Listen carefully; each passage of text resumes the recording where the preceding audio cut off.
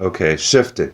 This is a take two. The first time I tried to do this, I really bungled it. So you'll see there's a lot there. I won't talk about every bit of it now. I might do a little more, another short video on shifting if I can get a helper. But for now, I'll just show you what I can without a helper. And um, to begin with, you have Shimano STI type shifting. You have Ultegra. That's a very high-end kind of shifter. I think you'll like it. It's just a small step below what they use in the Tour de France. And sometimes these are called brifters, but the brake and the shifter levers are together. And just as you pull back for brake to shift, you push the pedal inwards towards the center of the bike like that.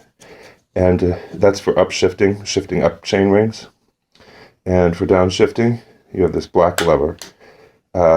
I just dry shifted. Don't do a lot of that. Dry shifting is when you shift without the pedals moving. It's not good for the shifter to do a lot of that. And if I had a helper, I'd have somebody moving the pedals while I shifted and showed you how the gears go. But anyhow, the left shifter, the non-drive side shifter, controls the front chainring and something called trim, which I will explain. And you have two front chain rings, a big and a small. You'll spend most of your time on the small. The big is for power situations. The right hand drive side shifter, it controls. You have your hand like this. It controls the rear cogs. And although it controls more, there are 10 of those. It's very simple. One click up cogs with the big lever, and one click down cogs with the small lever, and you can go up as many times as you want. Okay. A good place to rest this, a kind of intermediate gear that's very common for flat riding, would be on one of the two smaller cogs in the back and the small chain ring in the front.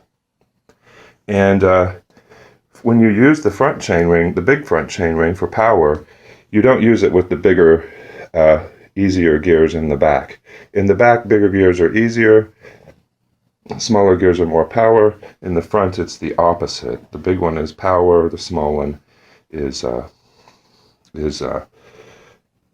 easier. And so your most powerful gear would be the biggest front and the smallest back. Your easiest hill climbing or mountain climbing gear will be your big one in back and your small one in front. Now, on the front, you actually have 4 clicks. I'm not going to do the clicks. The front's especially sensitive about dry shifting. But you have 4 clicks. And so every 2 clicks, after 2 clicks up, assuming it starts at the loosest, smallest place, 2 clicks up the second 2 clicks up will bring it to the big chain ring.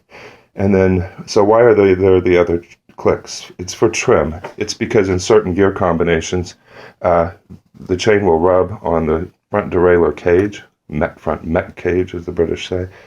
And so you can click up or down a little. That's called adjusting the trim so it doesn't rub. So there's that. You have 20 speeds altogether, but you don't really use all 20.